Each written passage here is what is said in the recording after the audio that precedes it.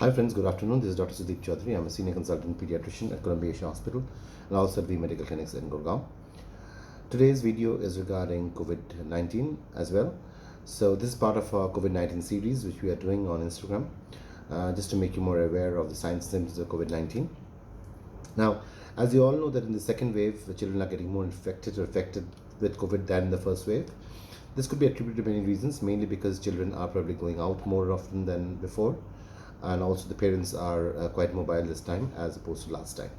But whatever be the reason, when we have children with COVID-19, there obviously is a lot of confusion and stress at home front. Lots of parents are calling me up saying that their kid is not well. Some of them are positive for COVID-19, some have symptoms, they're diverse. Now, this video is mainly directed towards those parents who are concerned and they're at wit's end about if they are positive with COVID-19 PCR, then what to do with their kids. Now, if you or your spouse tests positive for COVID-19 PCR, then I think the best option for you is, if your kid stays with you, is to test him or her as well.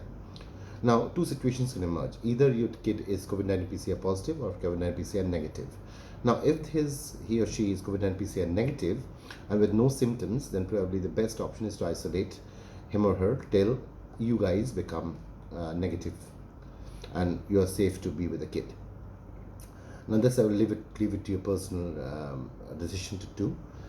Now, if your child is COVID-19 PCR negative but has symptoms, now this is a very, very uncommon scenario where your child is PCR negative but has symptoms of rhinorrhea, like rotting in the nose, eyes, etc. Please get in touch with a pediatrician. He or she could have some viral infection, which probably is not a COVID-19. We'll probably prescribe you some fluids to drink, some paracetamols, some decongestants and all those things. Now, the most important thing, the reason for this video is for those kids who unfortunately are COVID-19 virus positive.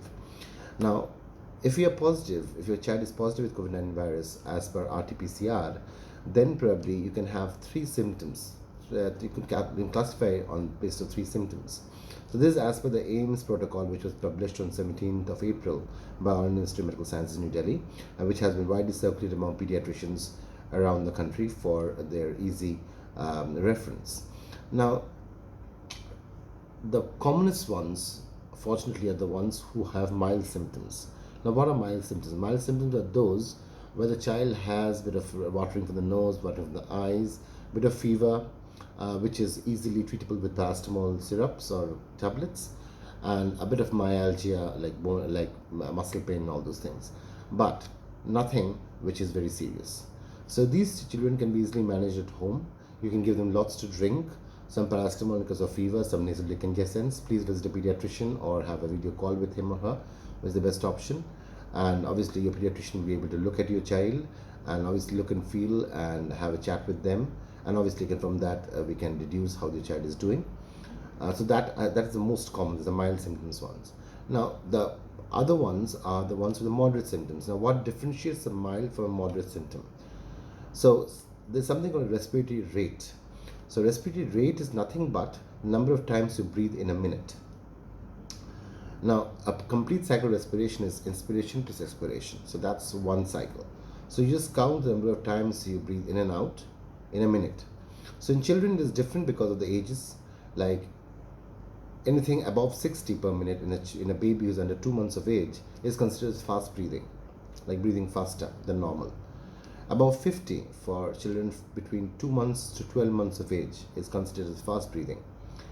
Above 40 breaths per minute from 1 to 5 years of age is fast breathing, and above 30 per minute in children above 5 years is fast breathing. So you need to look for the rate of breathing, the breathing rate, and this is what decides between the mild COVID-19 symptoms and moderate COVID-19 symptoms. So if a baby has fast breathing, it will classify it as a moderate COVID-19.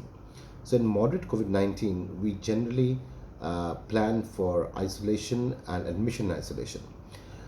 The reason why we say admission isolation is because these children are breathing faster, there are chances that these children may develop pneumonia-like symptoms later.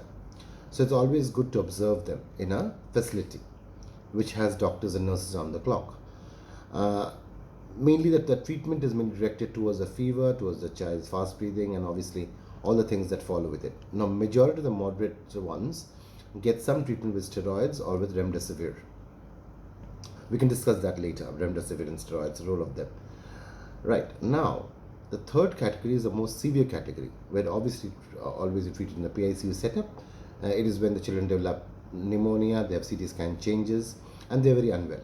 So luckily that's very low fraction of them who have severe symptoms. Majority, as I said, are mild symptoms. Okay, now so this sums up how at home you will understand when a child needs further treatment, like further, when will you be referred to the hospital, when you need to see your doctor. As I said, everything is very clinical, so it's always good to involve your local pediatrician so that you don't face any confusion.